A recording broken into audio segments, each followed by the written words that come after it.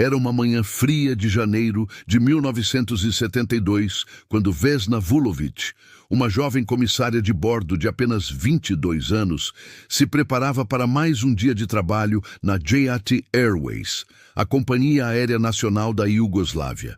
Com seus cabelos castanhos perfeitamente arrumados e o uniforme impecável, ela não poderia imaginar que aquele seria o dia que mudaria sua vida para sempre e a tornaria uma lenda da aviação mundial. O voo JAT 367 partiu de Copenhague com destino a Belgrado, fazendo uma escala em Estocolmo.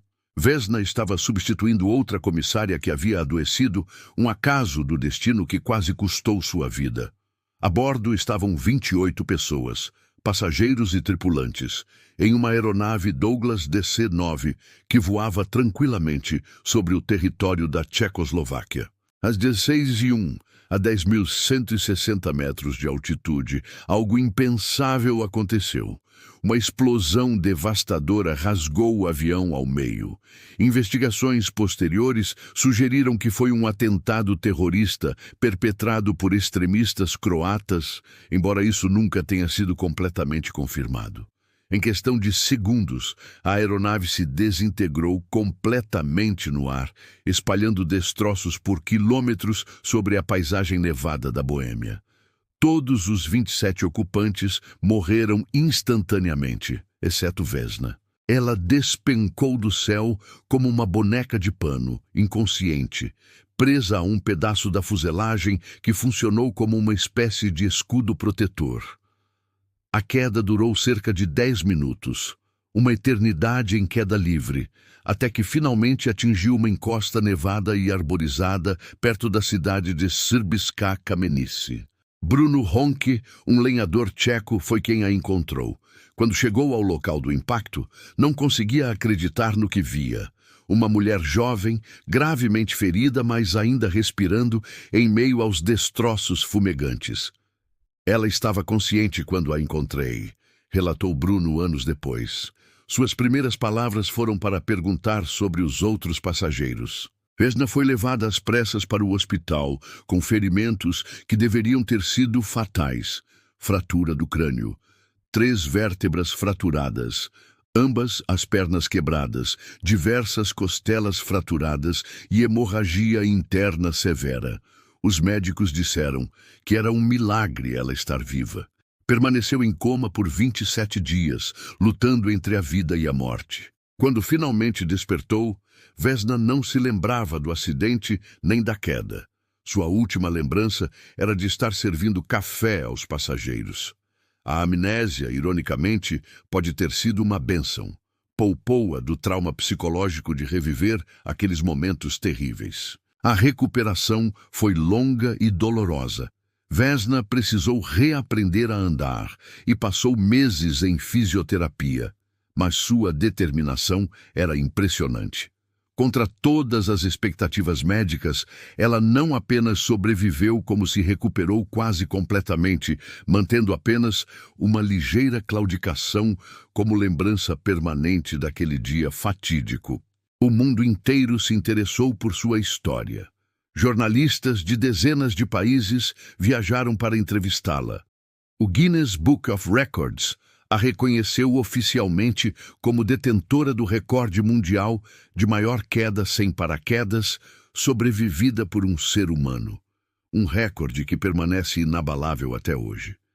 Mas Vesna nunca se considerou uma heroína. Não sou corajosa, costumava dizer. O avião explodiu e eu caí.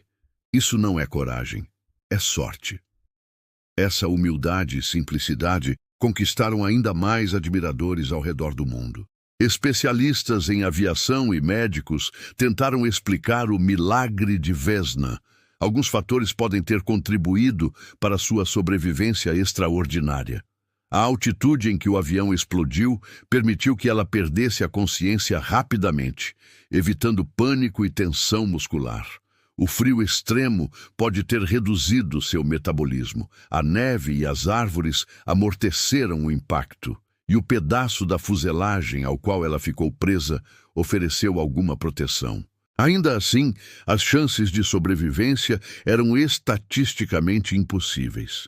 Quedas de apenas 10 metros já podem ser fatais. Cair de mais de 10.000 metros deveria ter resultado em morte certa e instantânea. Após a recuperação, Vesna voltou a trabalhar na Jati Airways, mas desta vez em serviços de terra. Nunca mais voou como passageira. "Tenho medo de voar", admitia sem constrangimento. "E tenho direito a esse medo." Durante décadas, ela viveu uma vida relativamente normal em Belgrado. Casou-se, trabalhou, concedeu entrevistas ocasionais, mas sempre procurou manter privacidade. Não gostava de ser tratada como celebridade ou curiosidade. Queria apenas viver em paz com suas memórias, ou a falta delas. Com o passar dos anos, as sequelas do acidente se tornaram mais evidentes. Vesna desenvolveu problemas de saúde relacionados aos ferimentos e ao trauma físico extremo que havia sofrido. Sua mobilidade ficou mais limitada e ela gradualmente se isolou mais. Em 23 de dezembro de 2016, aos 66 anos, Vesna Vulović foi encontrada morta em seu apartamento em Belgrado. Havia morrido sozinha, descoberta apenas alguns dias depois por vizinhos preocupados. A causa da morte foi determinada como causas naturais, provavelmente relacionadas às complicações de longo prazo dos ferimentos sofridos no acidente de 1972. A ironia é devastadora. A mulher que sobreviveu ao impossível, que derrotou a morte em uma das circunstâncias mais extremas imagináveis, morreu na solidão de seu próprio lar. Não houve testemunhas, não houve heroísmo, apenas o silêncio de um apartamento vazio. Seu funeral foi discreto, mas significativo. Colegas da Jet Airways, jornalistas que a haviam entrevistado ao longo dos anos e pessoas comuns que se lembravam de sua história, compareceram para prestar as últimas homenagens.